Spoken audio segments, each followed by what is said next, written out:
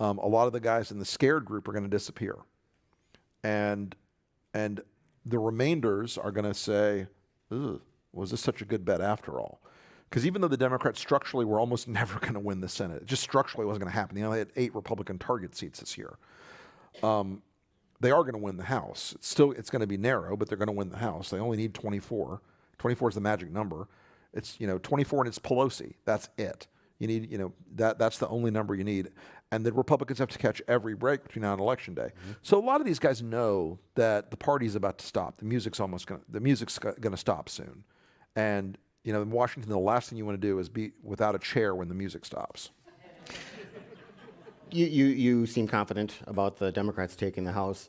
With the polls that I've been looking at, and certainly nothing compared to, I'm sure, all the info you have, but polls I've been looking at show, a still sizable but shrinking enthusiasm gap, if you will, of Democrats. Republicans apparently were supercharged by the Kavanaugh hearings. What are some of the factors that come into play? We talked here at the club last night about millennials voting or Hispanics voting or not voting. What do you think will be the key decision makers? Well, let me say this first off, and I tell Democrats this a lot. I mean this with love, y'all. Democrats are holistically bad at politics. They chase every damn rabbit out there, and they cannot stay on target for their lives. This entire caravan issue, that is Trump bait. He threw that out there, and of course, the Democrats crawled all over it, and therefore the news media starts covering it, and it gives Fox News something to say every night that the bin Laden family is creeping toward the border to murder you with their Mexican MS-13 allies, and stoke the Republican base into a frenzy. So, the fact that this election has been nationalized, Republicans are head faking to the Democrats. Oh, this is great for us. We love this. If it was great for them, they wouldn't have already abandoned 35 Republican House seats. They've cut these guys loose. They're done. They're now defending in the B tier of people who are in R plus 7, 8, 9 seats. They're not playing offense. Charles Cook came out today with 10 new seat changes, 8 of which were Democratic direction. They were Republican seats that went from lean Republican to toss-up, or from likely Republican to lean Republican, and 1 Democratic seat that moved from likely to lean, or lean to likely, excuse me. And so it just wasn't. It's not this idea that the blue wave is completely dissipated is mistaken. Those things are baked in the cake already. And look, a lot of people on the Republican side were motivated by the Kavanaugh thing because it got wall-to-wall coverage on Fox for 3 consecutive weeks.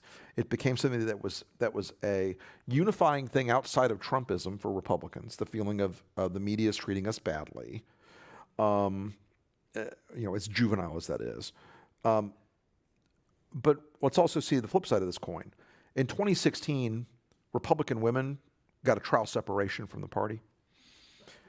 And all through 17, the divorce proceedings were going on. And we saw in all the special elections that Republican women had basically moved to the independent category and were casting they'd moved to I in terms of their identification, but they were casting votes for Democrats. I think Ed Gillespie got his ass handed to him in Virginia. He's a moderate Republican. Hell, he's to the left of me. And he was a glove fit for Virginia, but Trumpism was poison for female voters in Virginia. You've seen the same thing over and over and over again in these special elections. And I'll wrap this up real quick.